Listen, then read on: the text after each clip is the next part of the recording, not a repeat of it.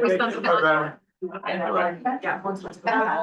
Stand up here. I think wherever you're sat, it's fine if you want to stand up. There's not really a left turn or anything. Okay, no,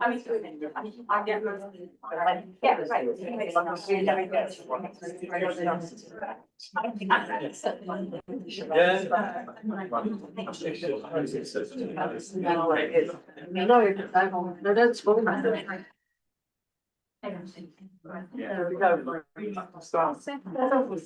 Evening, everybody. Sorry, there's no amplification here, so we're going to have to work around that. Thanks for coming to joining us tonight. This is a meeting of Frome Town Council. I'm Mark Dorrington, as Deputy Chair. I'll be chairing this evening's meeting. This is the first time we're hosting a council meeting in the Key Centre. Quite fortuitous, really, after the episode over the weekend when the town hall became unavailable. I understand that thanks must go to Alistair, Rachel, and Sean in particular for getting it going, and it'll be open as per normal tomorrow. Thank you. So, if everyone in the room can sit as close as possible, I think you probably already are. No amplification, so if you wish to speak, please stand up and project your voice as much as possible. We've got people online and in the room. For those of us here, housekeeping, the emergency exit's in the corner of the room. That one. Thank you. And the assembly point is across the road by the park. Toilets at the far end of the corridor on the right, and there's an accessible toilet in the middle. Help yourself to a drink. Peter Will Clark, Laura, Sean, and Becca will manage the minutes, questions board, participant settings, and the IT generally. The meeting will be recorded and made available on our YouTube channel. For those of you attending, or councillors attending via Zoom, please use the yellow hand. And for everyone else, ask questions through the Q&A board. Okay, that's the housekeeping out of the way. We can move on to you don't have to do 1 and 2 on the agenda. So apologies. So the first one is apologies for absence. And we have apologies from Tracy Ashford, who's online, I believe, tonight. Not yet. No, not yet. Carlo Colonet, Andy Jones, Holly Lamb, Fiona Barrows, who is online, and Philip Campagna. Thank you. Can I have somebody propose to accept those apologies? Anne, seconded by Anita. Vote. That's unanimous. Thank you. Does any councillor wish to declare an interest in tonight's? I hope we're all interested, but you know what I mean. A declaration of interest in any of the items in tonight's agenda? Thank you. And you all had a chance to read the minutes of the last meeting, which was on the 27th of May. Can I have someone to propose that we accept those minutes as a true record of our meeting? Thank you, Nick. Thank you, Ben. Vote. That's unanimous. Thank you. I'll sign those in a minute. Do we have any questions and or comments from councillors to start with? No? Members of the public? No, good.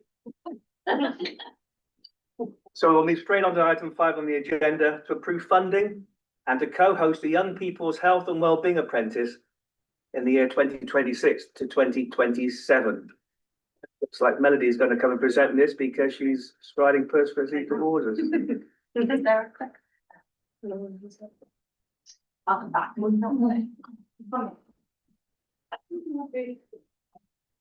Nice to play from there. Yeah. Okay. Fabulous.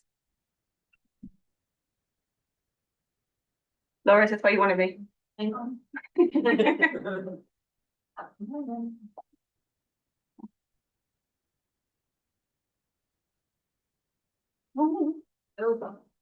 There you are. Thank you. Awesome. For anybody that doesn't know me in the room, my name is Melody. I am the Children Young People's Project Officer for Frome Town Council, working in the communities team. And I want to talk to you briefly tonight about a really exciting opportunity that's come our way, and I'll talk you through it and answer any questions that you have on it. So Karen's also here from the medical practice as well. I'm not going to drop her in for answering questions. I'll try and do that if I best I can, but just in case there's one I can't answer, then Karen is here to support us as well. So we have had an amazing opportunity come our way to co-host an apprentice, particularly with a focus on children and young people's health and well-being. So I will jump straight on. These, just for the report and for the screen, are just a few reasons why, in the news and in the world, that we feel like this is a really important thing and something that we're going to be focusing on, or that we'd like to focus on in the future. As part of the NHS 10-year plan, thinking about social prescribing and thinking about young people's social prescribing is going to be things that we're going to need to embrace going forward. And we all know that young people's health, particularly their mental health, is something that's really important to our community and something that as a communities team we've been focusing on. And I know that the medical practice is really interested in that too. So there's some NHS kind of number things going on there, but actually on the other side of here is also some reports that have been in the press recently, and I'm sure none of you are unaware of the huge number of young people that are currently struggling to find work or to find their place in education. We know that thinking about post-16 offers in Frome is going to be something that we're going to be thinking about in the future, and that's really exciting. But actually, this opportunity gives us an opportunity to kind of put our money where our mouth is, actually, and to be at the forefront of offering really new and innovative apprenticeship offers to the young people that live in our area. Okay, so the apprenticeship is led by Somerset Skills and Learning. It is a brand new apprenticeship that they are starting this September across Somerset, based on the fact that there is a current need for health and wellbeing, community development kind of workers and team within the NHS and within other services as well. So the role would align both of our children and young people's focuses, so with the medical practice and with the work that I'm doing and the communities team are doing and the Plan Council are doing around us supporting our young people in Frome. They'll particularly be looking at a piece of work that we are doing in partnership anyway with Julie in the social prescribing team, which is to build a young person's community connected training package. That's started. We're in the very early days of doing that, but this is a really brilliant opportunity to have young people be their peer signposters. So actually the incredible work that the community connectors do in Frome and have done for years, and award-winning work that's happened, what we wanted to do was to pivot on that slightly and to try and use the basis of the training that goes out into the community there and adapt it with young people, helping us build that for other young people. And we have loads of schools really excited about the idea that we would be able to go in and offer this training, and that would support the young people to be able to know where to go themselves if they needed support locally, whether it's a health need or whether it's something to do with social interactions or need around finding out where services are. But it would also mean that they could, if they had a friend or someone at school or a younger brother or sister that needed that bit of support, they would also have the confidence to be able to go, do you know what, actually, I think I know where we can go. We can use Find, obviously, so using Find as the basis of that, but also using the Health Connections Vendip directory as well. It's an excellent way of thinking about exploring young people's social prescribing. I've already talked a little bit about that, but having someone whose kind of key role for a year is exploring what opportunities we have in that space in Frome is really exciting. And also, as I've already mentioned, to support that post-16 education and careers research that we're really excited about getting going, and an opportunity to have a different eye on it actually as well. If we were thinking about bringing someone in who is in that learning themselves, who's going through an apprenticeship themselves, they've got a really good grounding in understanding what could be possible for young people in Frome. And also they would then, if we were capturing that work with other young people and capturing the voice of the young people in Frome, they're in a really unique position to be able to to build that and create that piece of work. Okay, so I mentioned that Somerset Skills and Learning are the ones managing the apprenticeship offer. I'm not going to go into massive detail here. There's actually more detail in the report if you wanted to have a look at the key elements of what that apprenticeship would cover. But we felt like between us and the teams that it really did sit really beautifully between that social prescribing team, Julie's team over at the Frome Medical Practice and our communities team, and having that community of children and people's focus obviously felt like it sat within the work that I'm doing. Benefits to us. So I think I've talked a little bit about some of the benefits already. You can tell I'm quite excited about this because I'm talking quite fast. But I will try and slow down and make sure that you guys can see the benefits of it as well. Obviously, brilliant to have another person supporting the children and young people's projects in the team. So that does add capacity to the work that we're doing, and particularly those ones I've just talked about, which can do with having a different kind of eye on that and some ideas in that space. Creation of a much needed post-16 employment opportunity, which we know is really important locally in Frome, can give us meaningful insight and a young person or young adults input into design and development. So we could actually be, using their expertise, using their journey, using their, their expert knowledge, to be able to direct where we're going on things. And I am much further away from being a young person than I was before. So making sure that actually we are hearing the voices at all stages of that planning is really important. Strengthening partnership with medical practice, of course. Amazing opportunity to do that together. Enhancing our own learning about apprenticeship models, I've kind of touched on that as well. And boosting skills within our existing team, because actually that young person going through that apprenticeship is going to be learning things from other areas and from other trainers, and bringing good practice examples in or bringing new ideas into that as well. So that could be a really exciting addition to our team too. Okay, so practically, Frome Medical Practice and Karen and her team have offered to be the lead employer for the role. The apprentices will then be working with the community development team for around 2 days a week. I mean, this might be flexible depending on if there's a big project on, either with the medical practice or with us, we might be kind of being able to flex that a little bit. But over the year that we'd be looking at this role being there, it'll be around 2 days a week with us. And then there would be some time obviously for their learning too. We estimate about 2 hours a week staff time dedicated to mentoring again, maybe a little bit more at some times, maybe a little bit less and more independent learning. So to employ a young apprentice full-time for 12 months, we estimate it costs around 18,000. Somerset Skills and Learning and or Somerset Council will support with the apprenticeship levy. So we've already reached out to Somerset Council about this and got their thoughts on that. And we are looking at a start date around October. So that works really nicely with both lots of plans for the plans going forward in the year, but it also gives us an opportunity to advertise it for our A-level leavers. So actually those students that are finishing at Frome College or some of the other colleges around and thinking about that next step. So if we can move forward on getting an advert out relatively quickly towards the end of term, it could be a really nice career progression for somebody who is wanting to move into that space, but finishing their A-level, so that timing works for that.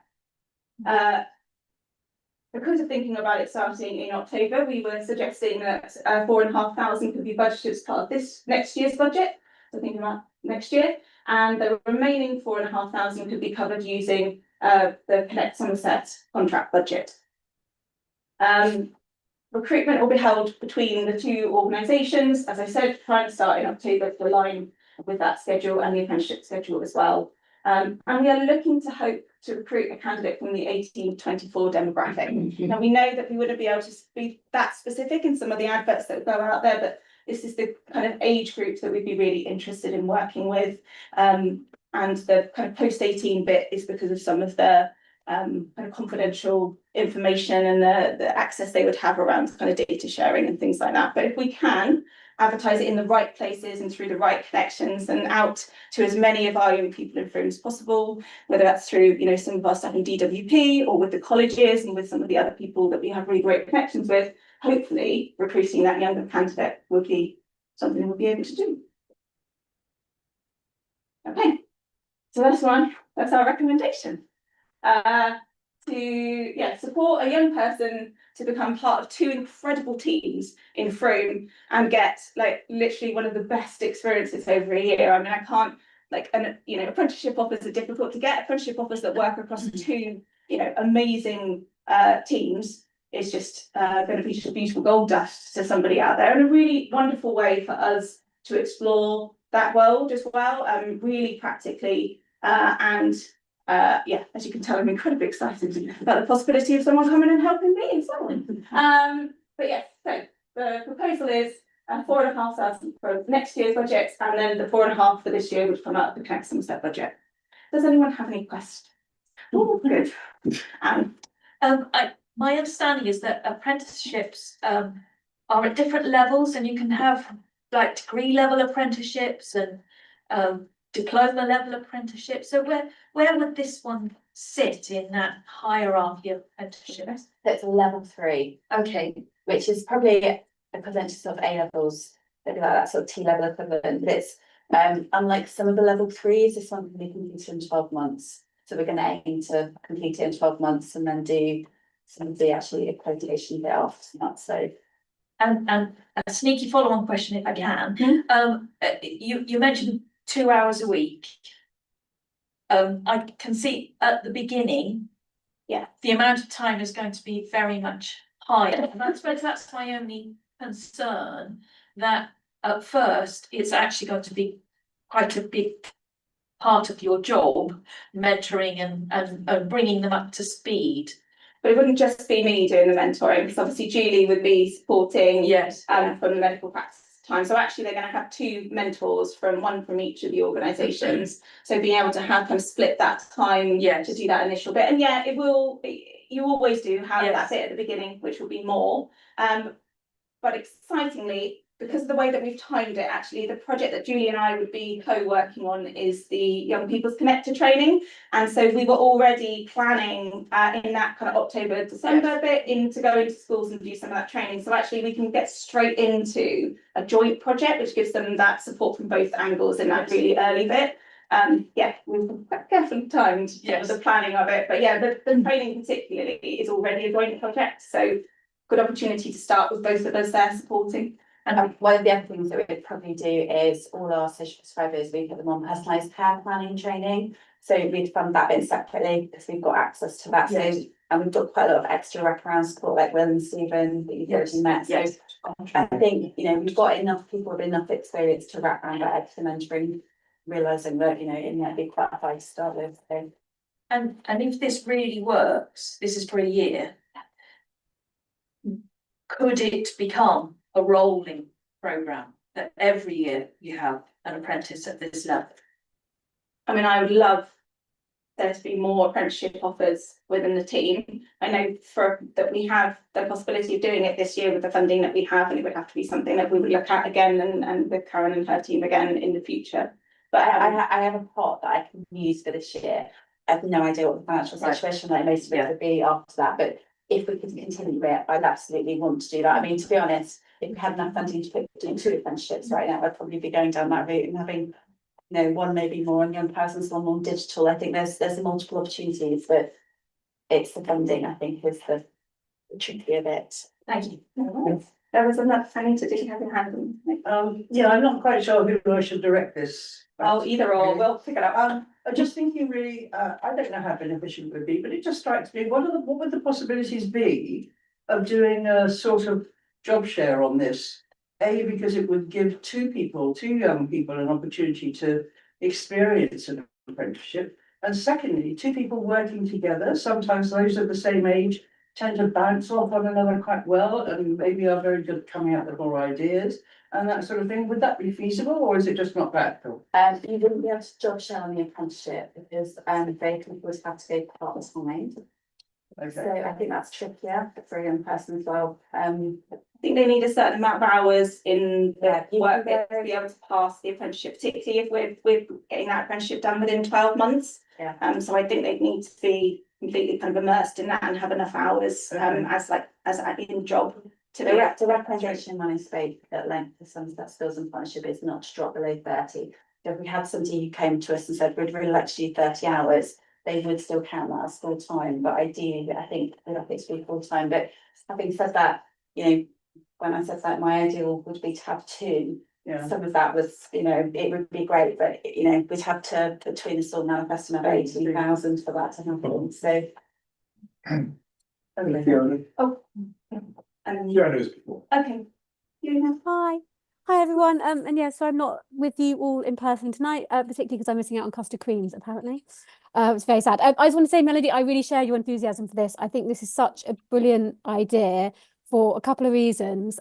First of all, it was probably 3 years ago now, 3 years ago, I worked with some group of students from Earth House and they came and spoke at a council meeting. And I really remember one of the things they said, when they sort of spoke about their experience of being a young person in Frome, was that how sort of like they feel sort of so isolated from the rest of the community. They sort of hear that like Frome is this amazing like community place, and they're sort of like, yeah, but that's for adults and children, and we're sort of like sat in the middle of that and feeling sort of quite sort of isolated. So I just think this is brilliant. And secondly, also because Green and Healthy Frome has just ended, which was obviously a partnership between ourselves, Adventure and Frome Medical Practice. So it's really exciting to see that sort of that partnership kind of continuing in a different way. So I'm really, really thrilled about that. And I think it's really great that this will be a co-hosted between the two of us, and we'll pick up on the social prescribing side of things at the medical practice and then everything that we do. So I just think it's brilliant. I got very excited, and I'm also talking very fast, Melody. So you can tell. Yes, we're all in, and we can all go back. That's excellent. Thank you. Yeah, thanks. Great. Couple of things. What is most apprenticeships then lead to a role in the area they trained in? So what is their sort of career pathway potentially for that? And the other thing is it just going to be open to Frome young people? Yeah, so so the whole concept of the community health and wellbeing worker or apprentice is that you recruit somebody from your local community. Right. So a lot of the driver for it is around addressing sort of health inequalities and using skills of people who live and understand our community. So yes, we would be targeting somebody local, absolutely, for that. Career opportunities and social prescribing models across the country are growing. So one avenue would definitely be into the social prescribing role. One of the reasons that we do an add-on with that person is personalised care planning training, which is only, I think it's like 4.5 days, and some health coaching. That gives you that extra level. You can go straight in on social prescribing level. So you just have two options. But there's lots of models. Cornwall's done an awful lot of work with the British Red Cross, where they're recruiting the charity sector, community health and wellbeing workers. So I think it's in its infancy, it's growing as a concept, but I think the most important thing is that none of us really know where neighbourhood funding is going to develop. And my hope is that we'll be able to pull in some neighbourhood funding, and that person will be ideally placed to step in and maybe even find some way to be able to fund it. Even essential plank in the strategy. Yeah, and for me, this is exactly what they're asking us to do. So I think we're slightly ahead of the curve, which we often are in Frome. So I'm hoping that we found some money, and I'm really hopeful there'll be other that can be tenacious and find some roles that are there. So. And I think also interesting to think about having that apprentice focus on the children and people social prescribing, because that is incredibly new. There are some really exciting opportunities there and projects and different systems that are being built across the country, trying this in different spaces. There's a couple of pilots that are going on in different bits of Somerset that could be a really valuable extra resource for someone going into social prescribing, because actually there isn't going to be that many people that will be trained particularly thinking about being in that space, and that is a direction of the future. So yeah, I'm hoping it would give them an edge then actually when they're thinking about jobs afterwards. Okay. How does it, I was just thinking there are government apprenticeship schemes, and I was just wondering how it compares to that. So there are some organisations in Frome, have a number of apprentices, and is that a different level? Or, I'm just thinking of possibilities for the future for more apprentices, but would be government funded. Yeah, that may well come. It hasn't happened yet with this particular one because it's quite new, but I mean that could also be a possibility. Yeah, I think it's only just come out. We're quite lucky that some set skills and partnership have gone, yes, let's do this. We've also talked with them about helping support the learning as well. So maybe getting some of our more experienced social prescribers being part of the team helping on the education bit. I think the bit we didn't say was the apprentice would do 1 day a fortnight at some set skills and partnership where they would still be doing parts of the award as well. So yeah, hopefully it's in its infancy. I'm sure it's going to go, it'll grow, and there'll be lots of And are they able to support people that might have additional needs? Yeah, and we haven't, to be fair, we haven't really talked about that, but like, I don't see why we wouldn't be able to do that. I mean, fair recruitment, when we look at what we. Yeah, can do and what we absolutely. And some of the can skills and learning also have pre-apprenticeship offers already running in Frome. So it could be that some of the young people that have gone through that pre-apprenticeship, that extra supported bit because of having additional needs, could be then in the running for doing this because they're already in that family. So they're already running like 2 different levels already in Frome to support people into that space. So I would imagine that one of the places they're going to do a lot of the advertising for the new apprenticeships that are going to come from the cohort of young people that they've already been kind of bringing up and supporting through those the English and maths and all the other skill-based stuff that they do as well. Ben, And then You might have already said this, is the apprentice being paid? Yeah. They are, yeah. Yeah, so that's all of that funding. But I think it works out on the apprentice rate of £8 an hour if it's on 6 to 24 years, which is where we pitched the 18,000, but that is all salary basically. So they take up the 18,000. This is just to say, going back a question, I believe there's a plan for a supported internship with a young person with disabilities to work in our teams in the new website. And that is coming to. any more questions? Sorry, I'm just going to ask what the apprenticeship levy was for. Right, so yeah, you have to have, there's extra funding for the actual running of the course, which covers some skills and apprenticeships. So if you're a large organisation, you basically get from tax going to the apprenticeship levy. We aren't individually, or we have these free member, we've got a level 4 digital, we've used a whole apprenticeship levy on that. So the bigger organisations, there's Somerset Council, Somerset Foundation. Somerset Council. Yeah. Know that we're interested. So we reached out to that team already, and Laura did some chatting with the team over at Somerset Council. So I like that's good too. Any more? Okay, come with the recommendations up, please. Is that me?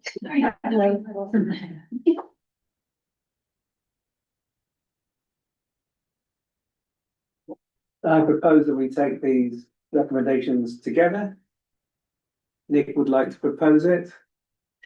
Anita would like to second it. We can all vote. That's unanimous. Yeah.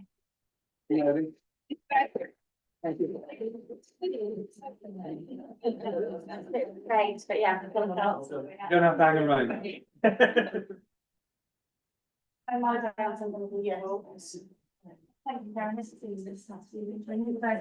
Our next item is an update on this place, the Key Centre, and what we've done in the last year. Yes. Hannah's going to lead on this.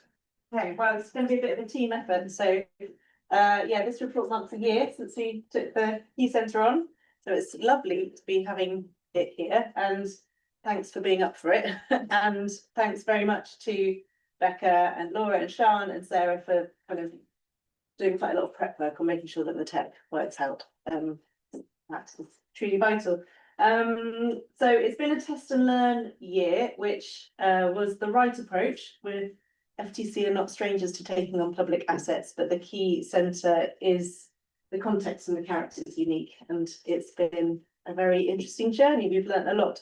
So the report fills in lots of detail, but tonight we're going to pick out a few illustrative stories and highlights and hear from lots of different members of the team. So there's going to be a bit of coming back and forth. And I'm going to pass over to Anne actually to kick us off. Where do I come?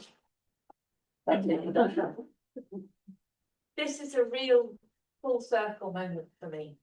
I moved with my family. I didn't get a choice, but we moved over to the top of the mount in 1972. So I've been sort of next to this site for over 50 years. And to be here tonight, having spent a year of test and learn, is wonderful, really wonderful, because this building was argued for by the community. The report starts with 2007 when the building was built, but actually the work to get the building built was in the 90s. And Frome's had a checkered history. It's a lovely place to live, but in the 90s it was quite scary to live in Frome. I remember, you know, really not wanting to go down to the town centre on a Saturday night because there might be fights and things. And this area, there was quite a lot of crime and vandalism, and people were unhappy. It was an unhappy place to be. And there was a community meeting just after the school was built.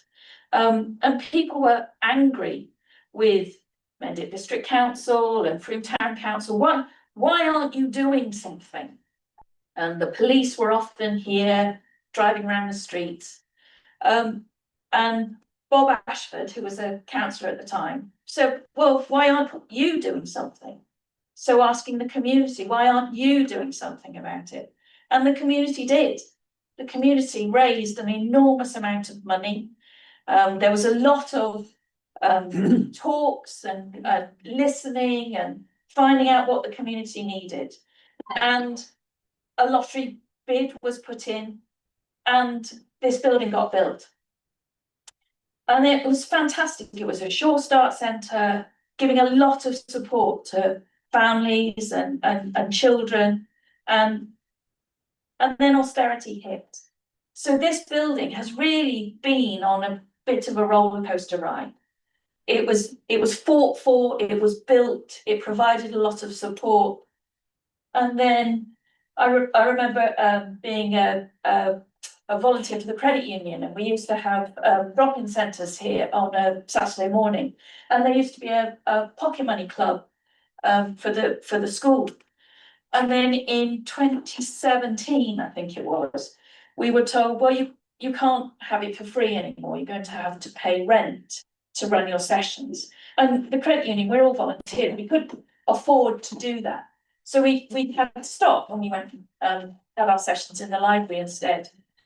And in 2019, when I first became a councillor, I had this grand plan of running money workshops and helping people budget, and I phoned up Somerset Council to say, how much would it cost for me to hire a room in the Quay Centre? And they said, oh, well, we don't run the schedule. You have to talk to Mendip District Council. So I phoned Mendip District Council, and they said, no, we don't run the schedule. If you want to run a workshop in there, you phone this number in Frome. And I phoned the number, and I ended up getting the reception desk at Frome Town Council. And I knew we didn't run the schedule for the Quay Centre. So my conspiracy theory brain was thinking, they're making it really difficult to access this building and run sessions for the benefit of the community. So when the opportunity to have this building under devolution, I really, really wanted us to be in control of this building, because I knew it was so needed, particularly by this area of Frome, but for the whole of Frome, especially if we're flooded out at the town hall, we've got another space where people can work from. And in this last year, it has come alive. This building has come alive. So I just wanted to give you a bit of a personal history about how overjoyed I am that we've got to the end of a test and learn year, and we know it can be such a success for us to be. I'll come back again. Thanks, Anne. Okay, so just a brief background. If it takes a village to raise a child, I guess it takes an amazing team to bring a community asset back to life. So I just would like to start out by recognising some of the key people that are part of that journey. Some of you may be yet to meet Sarah. Could you just give a wave? Our Quay Centre coordinator, who has a fan club and become the beating heart and the friendly face of the building. We have Tina, who's not here. She's our trusty cleaner. She lives locally. She's got strong links with the centre's history and also works at the school. Those are the two members of staff that are focused solely on the Quay Centre, and Alistair's appointment as facilities manager in September was met with whoops of joy from the team, who were kind of doing the best they could for some of the facilities issues in the meantime. wherever it is. So Liz, one of our engagement officers, has been focused on building the link between the community and the centre, and being able to have a centre in a community development work is an absolute plus. And it's quite hard to talk about key centre without using the words key and centre, but they are both of those things. Melody, our children and young people's project officer, who you just heard from, and Emma, our Connect champion, have both been able to kind of pursue their own work objectives, but really link services and organisations into the centre and raise the profile of the space with voluntary and statutory sectors. Starting to sound a bit like an Oscars speech, so I'm going to keep it brief, but there's obviously been great wider support from the FTC team and lots of really great supportive stakeholders and partners.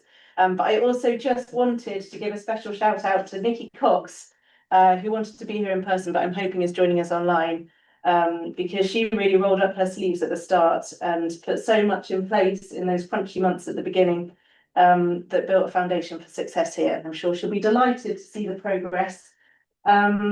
These are the working objectives that we've been using for them to test and learn here, and the aim in our work programme, which you'll see tonight, we're well on track to deliver and exceed. So over to the team, and starting with Alistair. Hi everyone, just a quick whistle top facilities tour. Starting with, we've got a robust, really well built building, fit for purpose, an amazing concept town. Some of the things that have been going on from the slides: redecorating, cleaning, all to make it a really welcoming place. We've been working on commissioning surveys and servicing for all the building systems. So heating, hot water, renewables. So we've got solar panels, we've got air source heat pumps, fire detection systems, all require testing and maintenance. Putting processes in place to keep those maintained well. Contracts for contractors that need to do that. Staff rotas for work that needs to be carried out. The cabin roof is no longer leaking, so we can bring that, an amazing space where we started our day today, bring that back into service as another amazing asset. We've had 2 unsafe structures removed, taken down from outside the building and disposed of. A couple of next steps to talk about. No major, it's in such good nick, the building, there's no major capital expenditures foreseen. I'm starting to look at increasing our solar capacity on the roof. Half the roof has solar panels, but I'm hoping to extend it because we've got 4 air source heat pumps. They're quite energy hungry. So by increasing the solar, hopefully we'll reduce our costs. Continue looking at efficiencies for contractors, delivery cost saving measures there, and prompt response to any routine maintenance tasks, things break in public buildings. So that's it from me, really. Whistle top stop.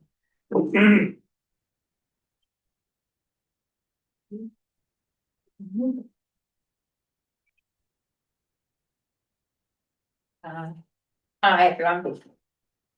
So in the first year at the Key Centre, we've seen lots of people of all ages and backgrounds come through the door for many different reasons. And it has highlighted just how important a safe, welcoming and supportive community space can be. Some people come looking for practical support, others for activities, friendship and connection, while some simply come for a warm, welcoming place where they can make a cup of tea, spend time with others and feel part of the community. One of the biggest things we've seen is the importance of that first interaction. Many people arrive feeling isolated, anxious or unsure where to turn. What makes the difference is being welcomed without judgment, having someone take the time to listen, offer reassurance, share a cup of tea and help them feel that they belong. I'd like to briefly share the experience of one member of the community while keeping their identity anonymous. This individual first came to the Key Centre feeling overwhelmed and disconnected. They had been struggling with their mental well-being and had gradually withdrawn from support services and from their community. They were unsure where to go for help and lacked confidence to ask for it. What made the difference initially was not a formal referral or assessment, it was the welcome they received. They were greeted warmly, offered time to talk, and treated with dignity and respect. That simple human connection helped build trust and gave them the confidence to return.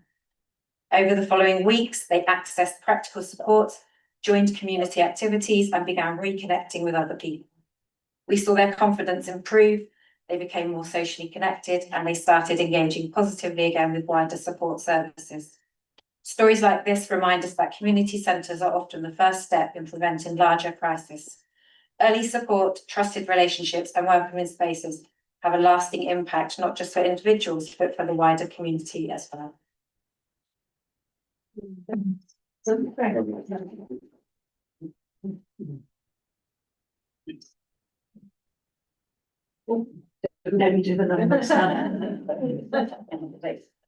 I'm Liz, I work within the communities team and I'm one of the town council's 2 community engagement officers. And I've been based up at the Mount and in the Key Centre for, I guess, the past 12 months. So I'm just going to give you a few examples of some of the things that have happened that we're really delighted with. So historically, there were really strong links between the Key Centre and the school, which included the pupils from the school coming over to practice their reading by reading to the toddlers in the nursery, which I would have liked to have seen. And so when we spent last summer, myself and Sarah Phillips, who runs Caravan Arts, spent the summer appearing every week, usually at about 8 o'clock, 7:30 in the morning, 8 o'clock, because that is when parents and their kids come out getting ready for school on Tower View, chatting to anyone and everyone.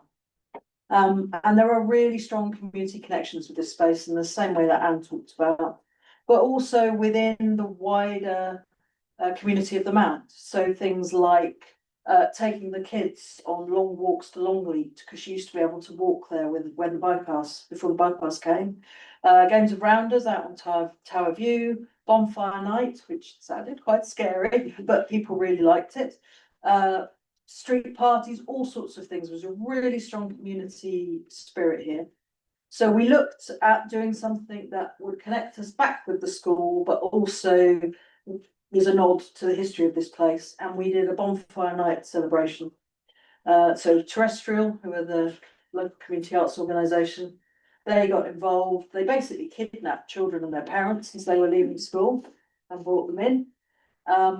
And we had a food truck in the car park that was run by a woman whose mum still lives up here. And the kids made loads of costumes, they did loads of silly dancing, they told stories, and then they processed from here out onto Tower View, where we had a team of fire dancers led by Jo, who works at the council. And she's a fire dancer in her spare time. And we handed out loads of sparklers, and it was a really nice evening. So it was bonfire night, but in a different way. And one of the parents, whose little boy is very much on the autistic spectrum, he actually stood and watched the fire dancers without moving.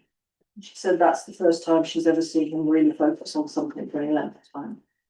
So I see a future for him while playing torches around. So that was really nice because that brought us into contact with the school and part back to something that used to happen here a lot. The other value of having the Key Centre and having a community centre is very much as Sarah talked about. It's a place of connection, and it's a place where we hope as time goes on, more and more people will feel it's a safe space and a space where they can come for information and help. So people that we've bumped into over the last 12 months, a woman who lives locally, I met in the first week I was ever up here. She now has paid employment via one of the organisations that is based here. And she runs 2 groups a week for young people in the area. Someone else who's a local gardener who can see, I don't know if when you walked in, you saw the big willow dome in the little garden. She was horrified by the state it was in, so asked if we would mind if she came and sorted it out. So she has brought it back to life and made it structurally safe again. And there's also, Alistair was looking for someone to do a bit of general garden maintenance, and she's been successfully appointed to that little task, which is great. So it means she gets some paid work as well. So those things just kind of illustrate the value of space that will open its doors to the community and give people an opportunity to do things and direct what happens here. But also it's an opportunity for people to go on interesting journeys. And whether that's a journey to get support that works for them or a journey that gives them volunteering opportunities or paid employment. That's all happened because this space has started coming back to life again. And my favourite quote, which comes from Sarah Hines, who sat at the back, who is one of the people who works here from Bethel Elephant. Sarah's best phrase is, "Yeah, it feels like the building is breathing again." And I think that's really true. And a lot of that is down to Sarah and the welcome you get as you step through the door. We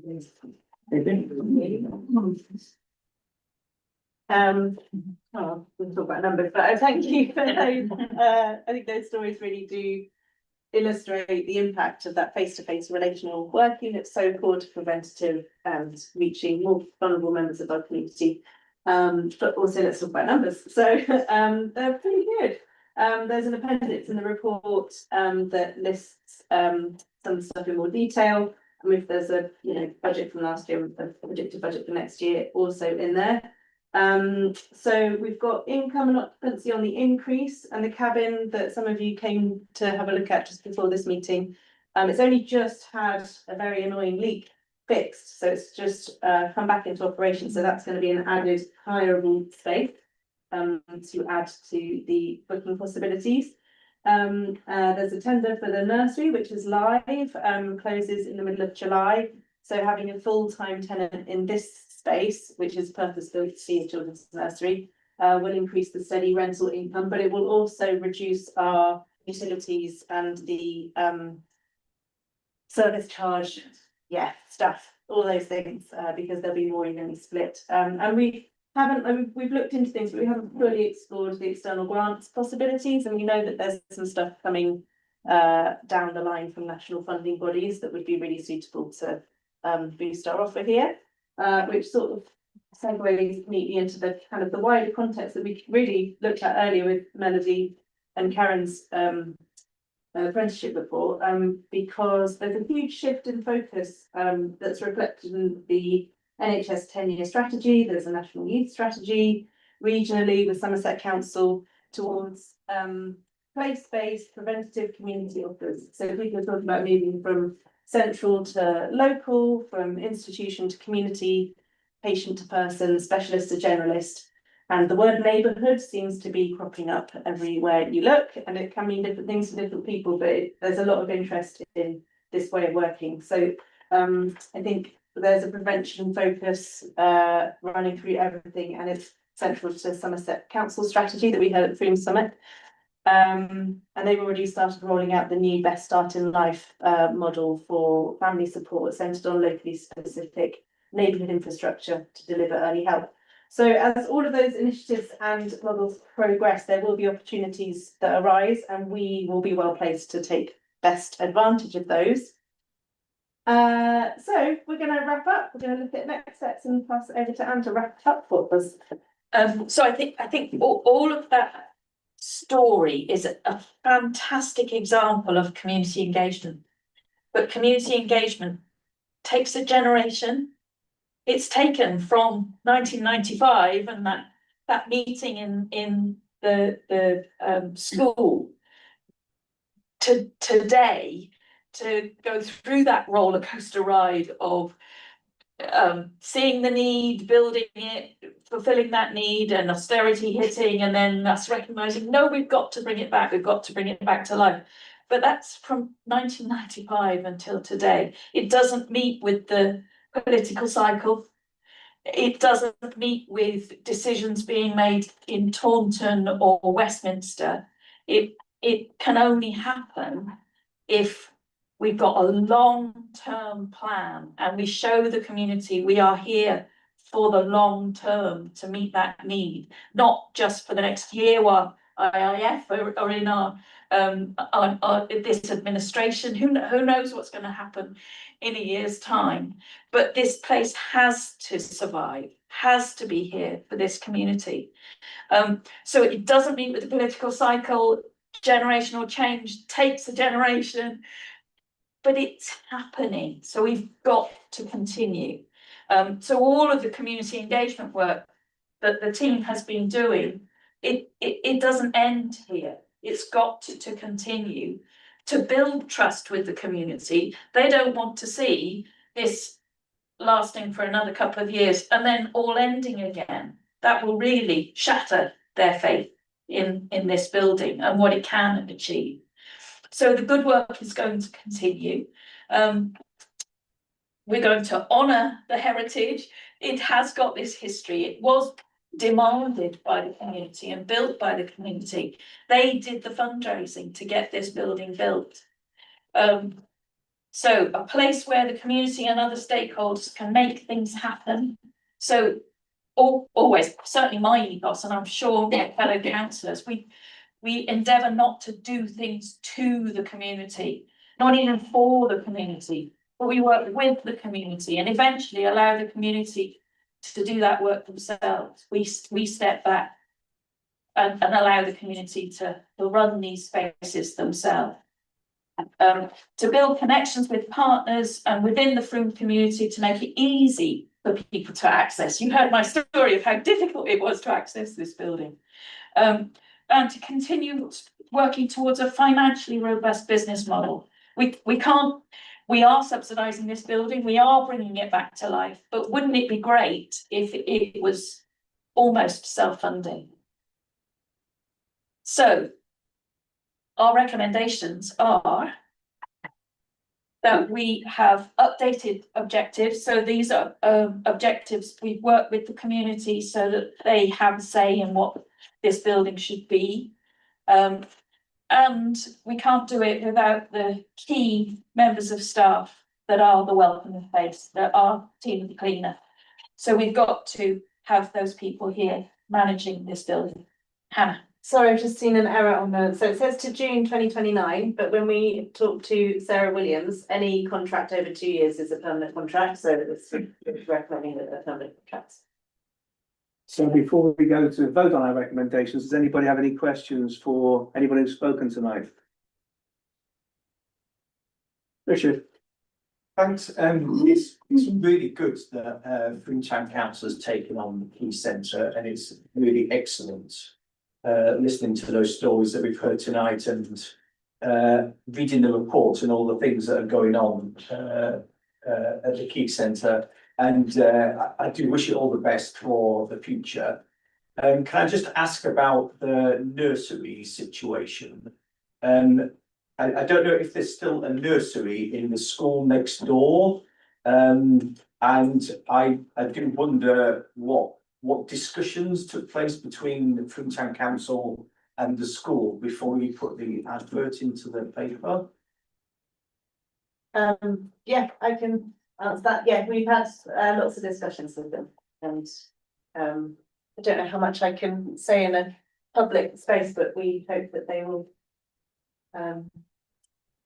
I don't know what help. I think it's fair to say that the tender is open to any organisation, including the MAT, that is responsible for the operation of the school. Quite what will happen through the tendering exercise, we're not sure, but there is an opportunity there should the Multi Academy Trust wish to take it to actually tender, and it's the same for any organisation in the town, basically. But they also have an opportunity to submit a tender. Yeah, just very briefly, some of you may remember at the start of this programme, I was really concerned about taking this on. I'm worried about the potential cost implications, the long-running cost, but I think on your point around us lasting beyond the cycle, potentially, you could have councils who are if in the next.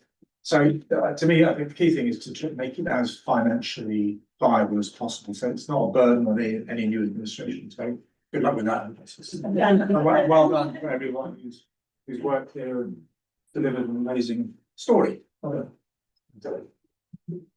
Yeah, can I just ask, I know it's really picky, but not picky, but no, that obviously we use the meals here. Is there any thoughts about upgrading the bottom kitchen? Because the sinks really small and the hot water runs out as well.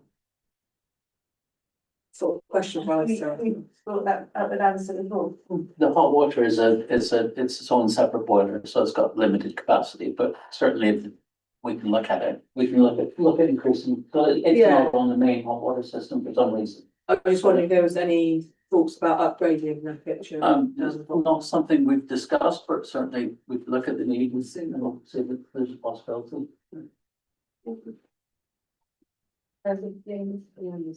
Okay, now, Fiona.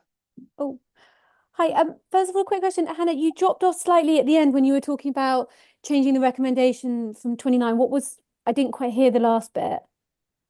Oh, sorry. It was any contract that is over 2 years is Yep. permanent. So it was just to point out that it's to make the contracts permanent. Okay, so the contracts would be made permanent rather than fixed term, is what the recommendation. Anything, Yeah. yes, well, anything over 2 years is the same things apply to a permanent contract. So Yeah, there's- aware. And I just wanted to kind of go back slightly to Nick's point, because I think all of this is a balance. Like, I think it is really important that the Key Centre does generate an income and does go some way towards meeting its costs. But I also think that we're not a business, we are a council. We have the ability to bring in funds via council tax and to be able to support projects like this that offer so much social value and so much community value and so much value in other ways. And I just think that it's a balance. And I actually was really pleased to see those figures, to see that it's roughly 80,000 in costs, roughly 60,000 coming in. To me, that feels really good, and especially for that being the second year, I think I'm right, or is that for the first year? Sorry, I can't quite remember. But there's obviously time that will, hopefully that gap will get smaller and smaller. But I think we also don't want to sort of get into a situation where we're pushing too much to make this work as a business and to sort of bring in income, that we sort of forget the fact that actually all this incredible value that it's offering is kind of what we're about, really, and that community development and everything, I think, is just really important. So I actually was really pleased to see those figures. Just want to say. Yeah, I just want to say, I mean, when we looked at this a year ago, we didn't know what was around the corner in terms of some of the development that's happening literally just across the way and down the hill. And the Key Centre is just ideally situated for all those developments that are going to happen. We know that there's at least 400 houses being built at the moment, and potentially another 17 coming around the corner. And as Anne said at the start, the Key Centre has had this sort of roller coaster existence. I think as a council we should look as to how we can stop it and somehow try and protect it going forward. I don't know if that's a trust or something like that, so that we can actually keep it away from party politics to a certain extent, should that ever occur in the future in the town, so that the Key Centre is protected in the same way that we protect, Victoria Park and the Mary Bailey Field, for instance, and things like that. I agree. Has any thought been given to that, Peter? Do we know? Because we know there are some political people who would come straight into things and start slashing budget. Absolutely, yeah. It happened already, so we would like to protect. I think the thought is we'd like to protect this place from that if we can. Yes. Yeah. I mean, I think it's clear from the sentiment in the room that this is something that we should explore. We haven't as yet. No. But this is something, of course, that we can explore with a view to bringing a report to a future meeting for discussion, if that is councillors' wish. And I think something to bear in mind is that the community did the fundraising in the first place. So the community feel that they own the building anyway. And it was stolen's too strong a word, but it was acquired by Somerset Council, and that felt a bit disingenuous, I think, to the community, because they fought really hard to get that lottery funding. And did a lot of fundraising themselves, and then just to see that, several £100,000 just sort of swallowed up, came a bit hard, I think. But it's very calling when it happened, like when we had to buy our own town hall back. Yeah. Absolutely ridiculous. So you wouldn't have to be, Yeah, or future councillors have to be in that position. yeah. And so, yes, if we could look at that and look at that before next May, or get it in with a view to getting in place before next May. And I think that'll probably be the way forward. So, Peter, you're gonna. We're gonna get voted out, but it's a Well, possibility. All of us will stand. So does anybody else have any other further questions? In which case I'll ask for the recommendations to go back up. If somebody can do that.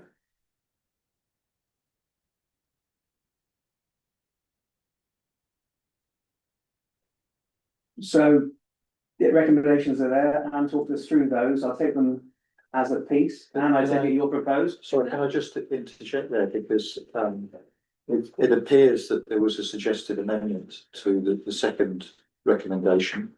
And so if there is a feeling in the room that recommendation should be amended, then clearly we need someone to propose that amendment. Well, I'll do that as well, yeah. What's the form of voice for that, Anne? So that, approve the conversion of the contracts of the key centre coordinator and key centre cleaner to permanent roles. Okay, so Anne, Anne will propose that amendment. Yeah. Anybody want to second that amendment? That will be Steve. Anybody want, let's all vote on that.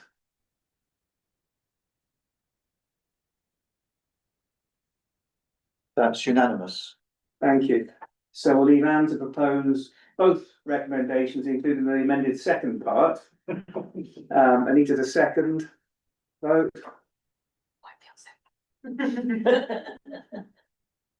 And that's unanimous. Thank you very much, everybody.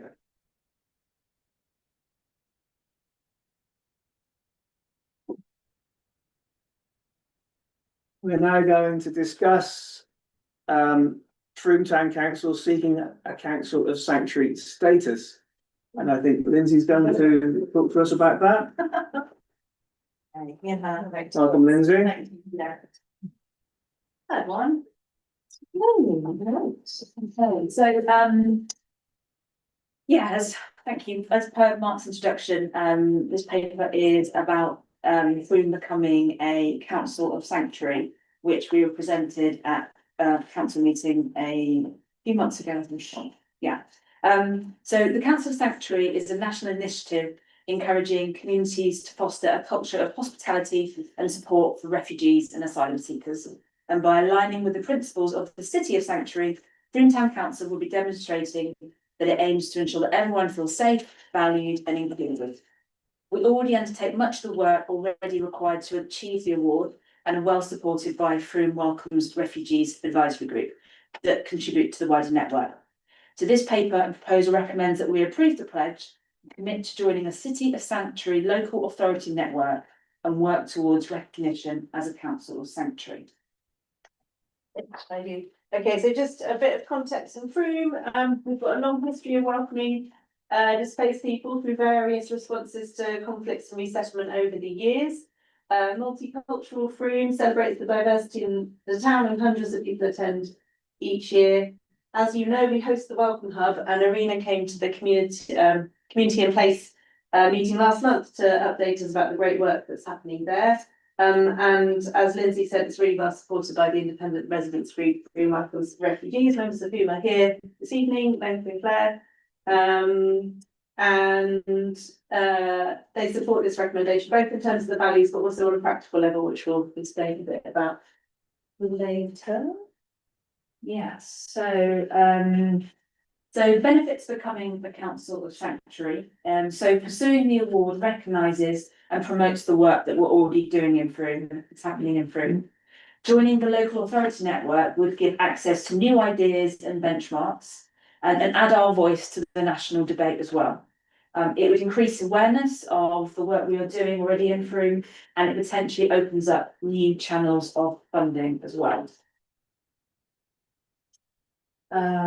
Great, and that actually so we'll just go back. So Taunton Town Council have been really helpful in talking us through the process because they've been through it and have done it, and they it opened up some funding for them to deliver a project. I looked it up actually, Hannah, and they actually secured a grant for £35,000 from SULP to support its work in the area.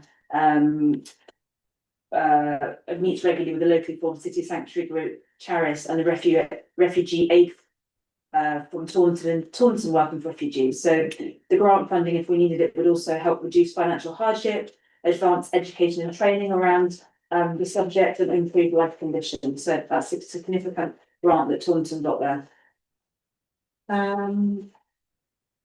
So the process is, number one, we agreed to the pledge of support this evening. And then there's an expectation that we'd engage with the network of local councils, and that through Markham's Refugees, members of that group are quite keen to sort of represent us in that arena. The expectation is to develop a strategy or a framework for supporting people seeking sanctuary in the community. Now, that could be something that goes alongside our Abilities Action Plan. So we could form a section of that. And then there's a kind of 9 different criteria that we have to prove we're doing, most of which we're already doing, that we can sort of submit as a full application to then be awarded Council of Sanctuary status. And then there'd be an expectation to celebrate and promote. And it's very slow, isn't it? And then you think it hasn't done it, and then it does it again, and then it goes. Yeah.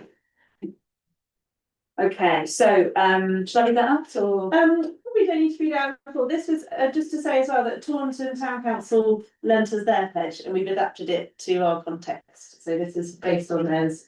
Shall I summarise some of the bits? So it's to support the vision, which is that UK will be a welcoming place of safety for all, comparable to sanctuary for people fleeing violence and persecution. They have a charter that's along those lines, so it would be to endorse the charter, acknowledge the contribution of refugees and people seeking sanctuary to the town of Frome, and also that we would have our organisation's name added to the list of supporters of the City of Sanctuary. So I think there's like 100+ other councils that are all part of this network, and just that we would agree to work towards the award. So that is the proposed pledge. Shall we say that actually it's not going to cost us any money? That's right. Let's say that. Yes, that comes up to but there is a cost. Yeah, there is a cost. But it's actually only £150, isn't it, for 3 years? Yes. Yeah. Through Malcolm's Refugees already will pick up that cost. So there's actually no cost to us as a town council. There will be a little bit of work involved from with Hannah's team. But for me, I really feel like we're already doing this great work. Why wouldn't we take this pledge? Any questions? Questions, one from Anne, and then Nick. My only question is about a bit about the language, and it looks like Frome wants to be a city. So are we a council of sanctuary? Are we a town of sanctuary?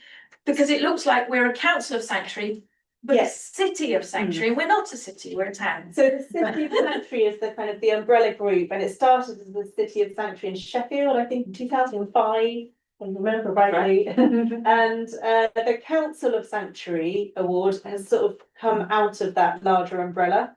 So the award that we're seeking is Council of Sanctuary, not City of Sanctuary. But the City of Sanctuary is a little parent group. Yeah. Nick? Yes, you just touched on that very last bit there, one of my favourite things, Lindsay, that it's not going to cost us anything apart from a little bit of time. An opportunity cost. So what is that in terms of how you put in time? Is that? In terms of staff time, there would be a bit to develop a strategy, and a bit to work with through Malcolm's Refugees and Arena at the Welcome Hub to put the criteria together. So not much, to be honest with you, because it is celebrating what's already happening rather than adding. Brilliant. And actually, they do specify that they don't want it to be a thing for people to start new avenues of work, but it is just boosting capacity. Yeah, recognising and strengthening what we're already doing. Fiona? Yeah, I just wanted to say that with everything going on in the wider world at the moment, this feels particularly apt. I think it's very easy for us sometimes to think of Frome as being its own little, like that we're slightly sort of insulated from the wider world. And I think sometimes we sort of think that we're in our own little bubble, but we're really not. And everything that is happening in the UK, across the UK with the I need to be careful how I say this, with the demonisation and scapegoating of immigrants and refugees and already very marginalised, very persecuted communities. It just feels to me incredibly important to sort of send that signal and make it very clear that we are a safe town and a safe space for for people who are who are incredibly persecuted and oppressed and fleeing horrific things that are happening to them and seeking safety. So I think it's really important that we do that, particularly with everything that is happening at the moment. So yeah, thank you, Lindsay, and thank you, Hannah, and thank you to the Frome Welcomes Refugees as well group as well. Any more? I think this, well, I totally agree with this. I've heard people say this is virtue signalling again. I mean, Frome's quite good at that. Apparently we're nuclear free, we're frack free, we're all sorts of things that other previous councils have passed, but this isn't anything like this. And we're already doing this work. It's just legitimising what we already do in the welcoming we make and the multicultural Frome. So if Lindsay doesn't propose this, I will. So you want to propose it, Lindsay? Okay, Give the recommendations again? Yeah. So we'll take those together, all three of them. There's no need to break them up. So Lindsay is proposing. Andy will second. Vote. That's unanimous. Thank you very much.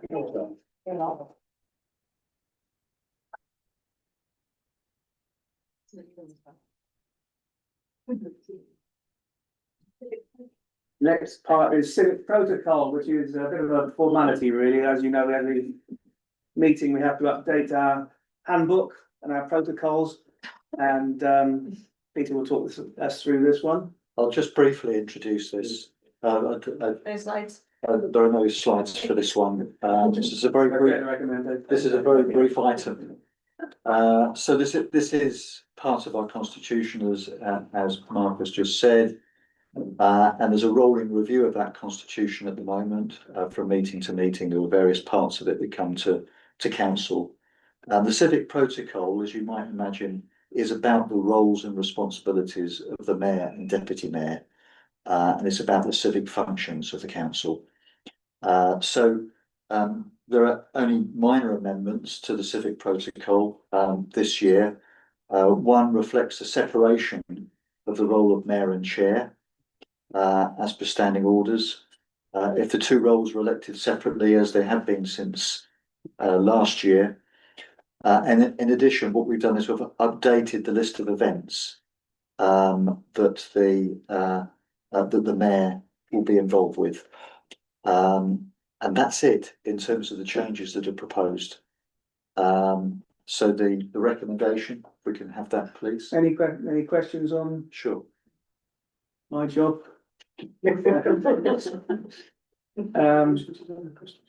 As it's all about me, I'll propose it. Could we have the? It's on the bottom there. On the bottom. Apologies, see that? Yeah. So you've seen that. Steve will second. Vote, please. And that's unanimous. Thank you.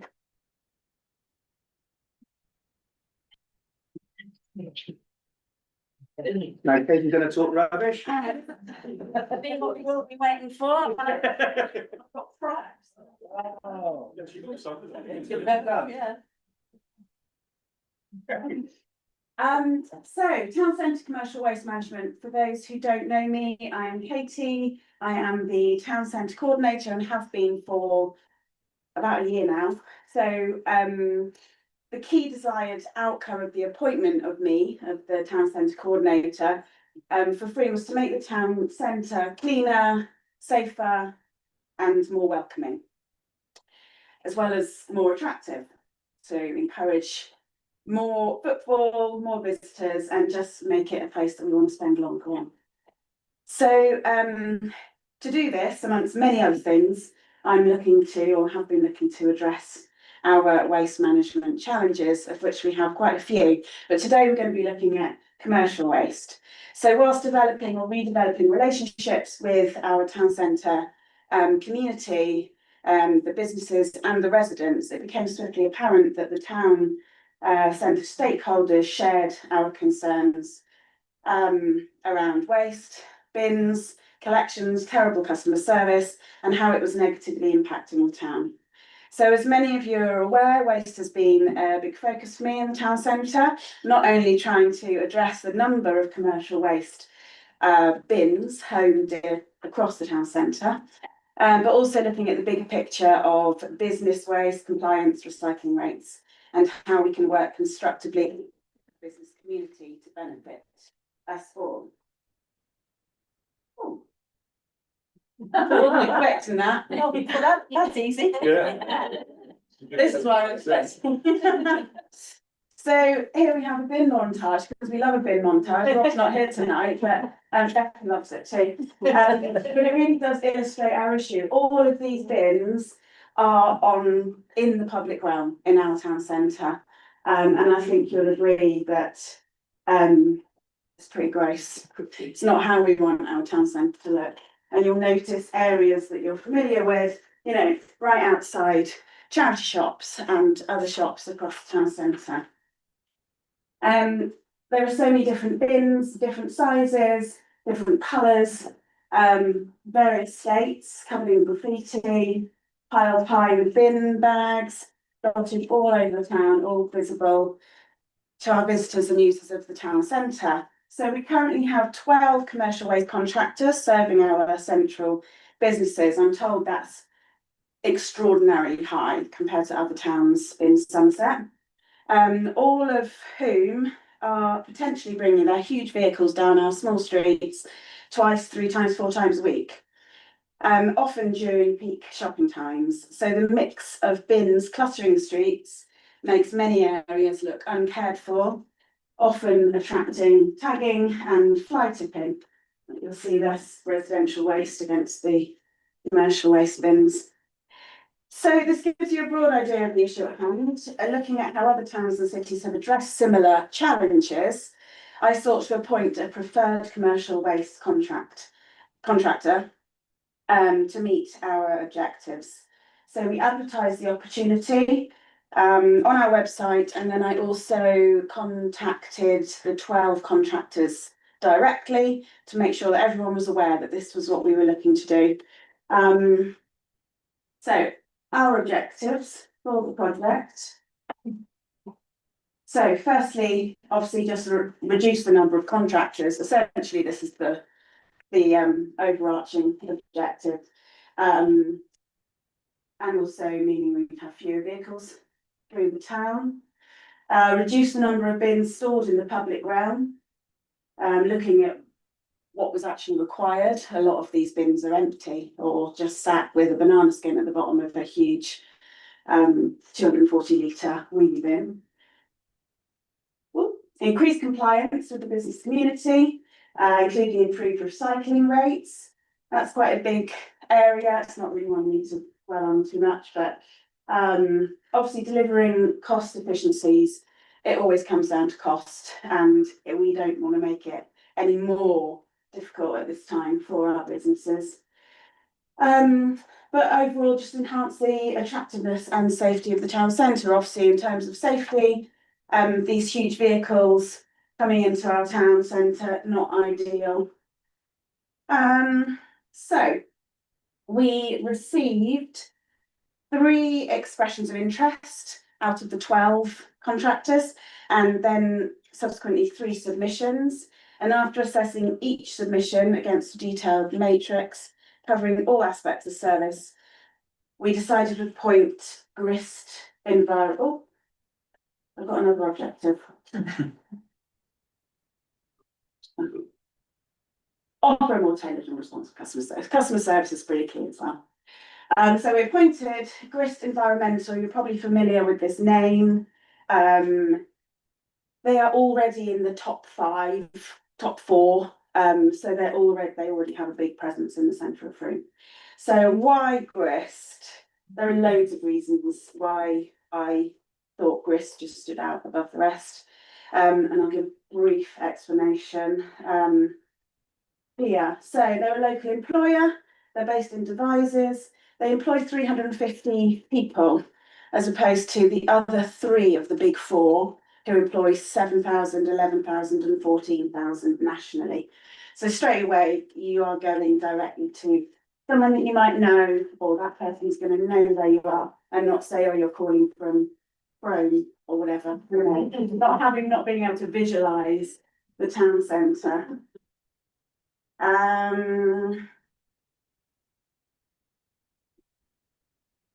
Yeah, so a dedicated project manager, Corey, came in, spent a couple of hours with me in the town centre today. We already signed up 4 new businesses.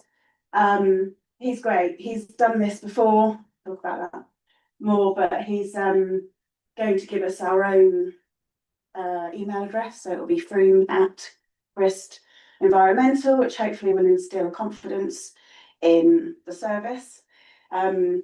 He knows Frome really well. He's already working. Every time I said, oh, that's one of your customers, he said, yeah, I know so and so. He knows people by name, so there's something to be said for that. What's next? Yeah, face-to-face engagement. So he's really keen to be the one doing the doing. I'm really keen to support him, but he's not expecting it. So he wants to come and be the face of this kind of new movement. Flexibility, because they're local, because they're smaller, they can be really flexible. If someone's going on holiday for the month of August, they can just call him and they can not have any collections. So there's just a lot of personalised service. Experience. So one of the reasons I was particularly keen to speak to Grist about their submission was the experience that they have had in Bath. So the Bath bid took them on as their preferred contractor just a couple of years ago, and I've heard some really great stories from Roland, who's the facilities manager at the Bath bid, well, one story in particular, Nigel Grist, who founded the company in 72, often is seen at 10 p.m. when he finds out there's been a myth collection in the centre of Bath. He'll get in a wagon and drive himself. So there's having a lot of very positive feedback, but also experience, as in they are very experienced in this realm. Pest-proof sacks. So, 240 litre wheelie bins with a few things in the bottom. There's loads of them around town. What Grist offer, and this is something that no one else offered, are these pest-proof Hessian sacks that are made with the material that they create by recycling, and they will fold flat underneath the desk. So anyone who has storage problems or we want to reduce the amount of bins. And then it turns into essentially a weighted wheelie bin and will be put out the night before, and then Grist will collect it early in the morning, and then when the shops come back into work, they can take it and fold it back up and take it in. So it could eliminate an enormous amount of bins on the street.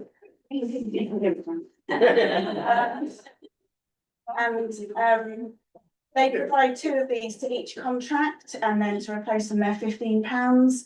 So they do cost the companies, the businesses, to replace them, but they're pretty cool. That was something that Grist offered that no one else did.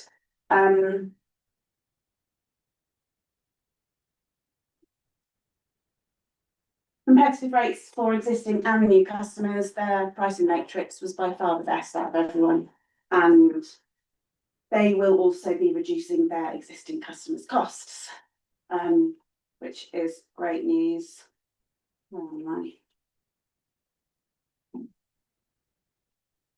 Convenient collection days and times. So Grist will have said that they will collect on Mondays, Wednesdays and Fridays, instead of other contractors who said Mondays and Tuesdays. Obviously goes without saying how that's a big benefit. And then the last but not least, which is a big thing for me, and obviously in line with everything we want to do. They have zero landfill. I won't go into detail now, but their sustainability credentials are really impressive. And so that was a no-brainer, really. Conclusion, basically, we're really hoping that their appointment as a preferred contractor is a significant step towards a more coordinated, effective measure waste service in Frome. And I really hope that it will improve the town centre environment, reducing all the operational pressures and street clutter. It will also help businesses prepare for the current forthcoming requirements that the government are putting in place in March with simpler recycling. So all businesses will need to separate waste. I've spoken a bit about that in previous meetings, but again, if anyone really wants to know more, I'm very happy to talk at that. As I said, I'm going to work with Corey because I think it's a really nice project to work with him on, and also when I'm out and about talking to people, it's a great opportunity for me to pass on the good word. But he will be up for raising awareness. He suggested that we meet every 3 months, but it'll probably be more at the beginning. And then the last thing really to say that this is not mandatory. We're not introducing any limitations or enforcing anything for businesses. We want to make it easier. If people are tied into contracts and they don't want to move, then that's fine. This is all just entirely voluntary. But I'm really hoping as more and more people move towards this, we'll start to see the benefits, and it will be a bit of an obvious move for the future for others. And that's it. Thank you very much. Does anyone have any questions? Yes, Lisa. I just really wanted to comment to say really it's a great shame that not everybody is going to take this up, because how good would it look with consistent colouring across the town, you know, the same days where rubbish goes out. It would be fabulous, but I mean, I get it might happen. Yes, well, fingers crossed. Secondly, I just want to say great job, Casey. Thanks. Great job. And it seems as though almost an impossible task has finally got some shape and a future that could work. So thanks. Well done. Yeah, how long's the contract for? So there is no contract. This is the great thing. So we didn't actually have to tender for this or put out, because it's not our contract. It is as long as they want to be in the town, but they already are. So I think it's indefinite, really. So there's no contract as such. They are then going out to get more contracts from the businesses. The great thing about Grist as well is that they don't tie people into contracts. So unlike the other big four, you sign up for a year or 2 years and you can't move, whereas Grist don't do that. They are confident that once people join them, they're not going to go anywhere else. So certainly when we tried this before, which is quite a long time ago now, it was all to do with different contracts that each individual business had across the town, and they weren't prepared to come into a unified contract. So contracting is quite a tricky thing to get over. It's really difficult, and I think that's why this isn't a quick fix. So there might be some companies that work, or businesses that won't be able to come over for a few years. However, because of it's timely, because of the new regulations coming in March, shouldn't really say this. There might be some businesses who are currently looking for contracts. Right. And so if it's up to the businesses to have the work with Grist and Grist to find the work, what's your involvement from now on? Well, I have a close relationship with all the businesses. So, for example, today we visited 4 businesses. All 4 have contacted me in the last month saying, when are we finding out who the preferred contractor is? Because we're really keen. So it was a great opportunity for me to walk in, as I do regularly, into the business, say, oh, this is Corey, and they decided to make the arrangement. So it's not an awful lot of work or time from my point of view, but I just think if I'm in town anyway, talking with businesses, it's just an added bonus, really. Ben, Lindsay.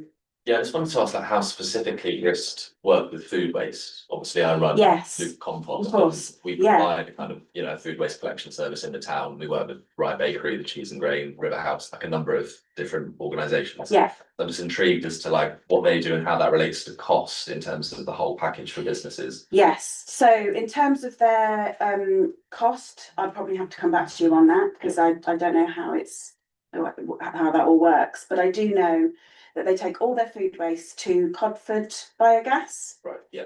Which is nearby. Yeah. All the food waste there is then, so you'll know more about this than me, turned into energy, sold back to the grid.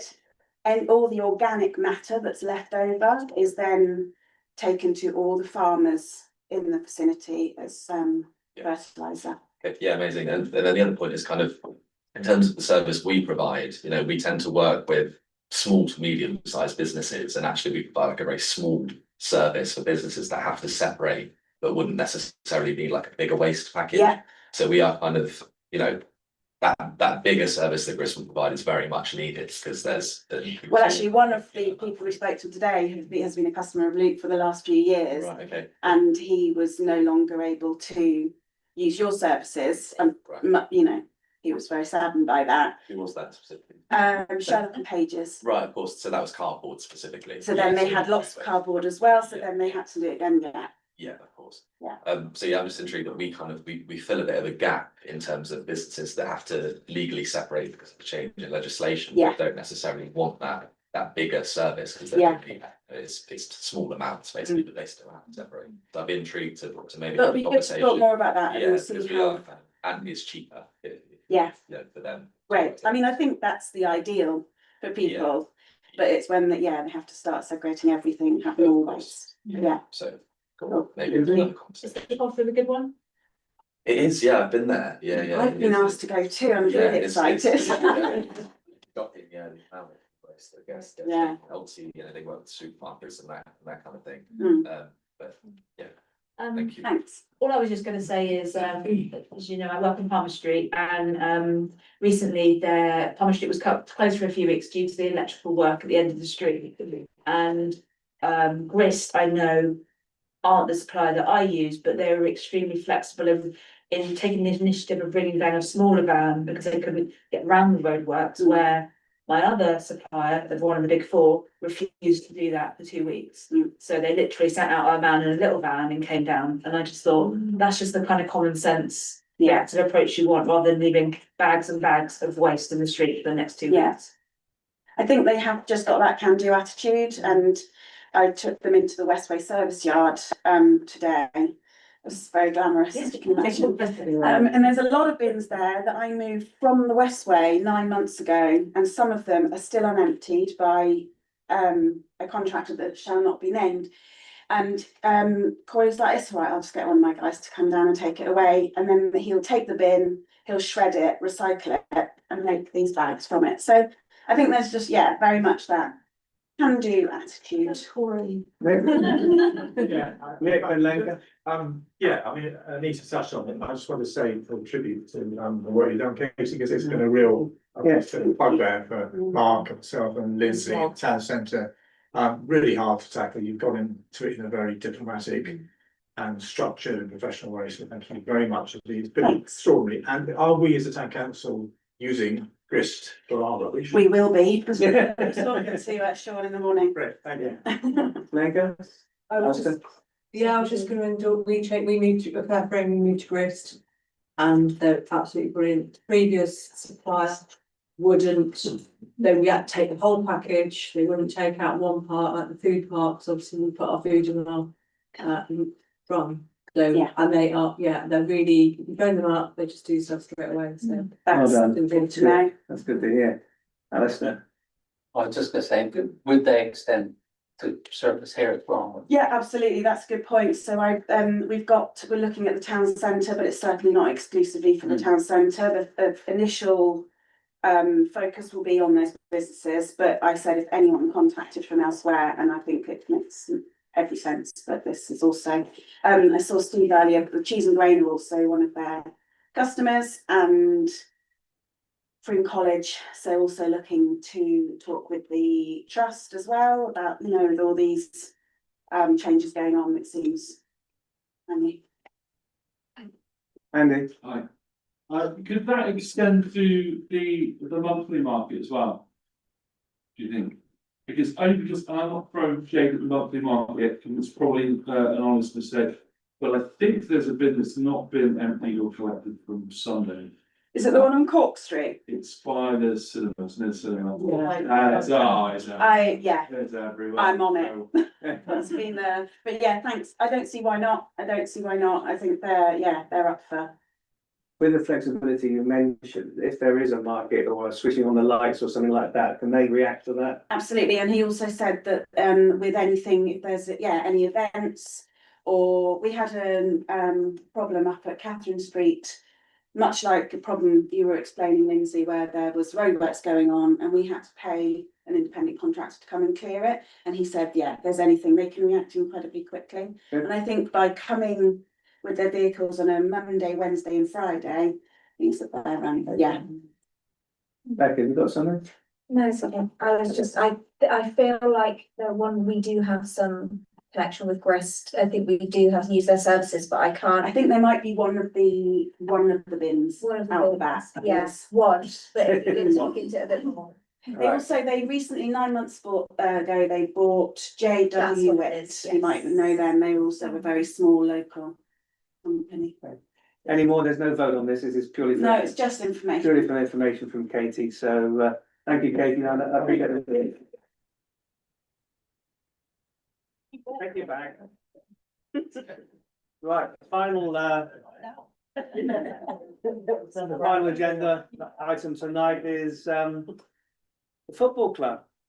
And over the preacher on it. No big introduction to this because hopefully councillors are familiar in the sense that they have already taken a decision by email in relation to granting a 2-year lease to Frome AFC Limited for the occupation of Badgers Hill Stadium.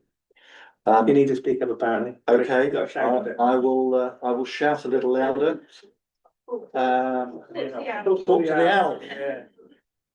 Yeah. So the reason why this went to an email vote was because of the speed with which the council needed to move to ensure that a lease was in place ahead of the deadline which had been set by Southern League, and that deadline is currently the 12th of June, so this Friday. So that's the reason why this went to an email vote, and as the report indicated, that was approved by a majority of councillors, and this is simply to ratify, and ratification ensures that there is a minute of the decision that councillors have already taken. So that's simply what this report is about, and obviously I'll take any questions. Is everybody clear what we've agreed? Yeah. Because we've had internal conversations about this and email votes and everything. So this is your last chance to clear up any issues with Peter, Jane or Fiona. So no, in that case, we'll go to a vote. Who would like to propose that? I think Steve's going to propose that. Anita's going to second it. Let's vote. Okay. That's a majority. Richard, I think. Are you voting? Voting against. Voting against. Okay. Okay. Right. No. I thought Fiona put her hand up. No, not this time. Okay, so thanks to Peter, Jane and Fiona for all the work you've been doing on this over the last 25 years. So apart from that, I think that was our last agenda item. We don't do any other business. So in that case, I'll bring the meeting to an end and invite you all to come again to our newly dried out town hall on the 8th of July. Thank you.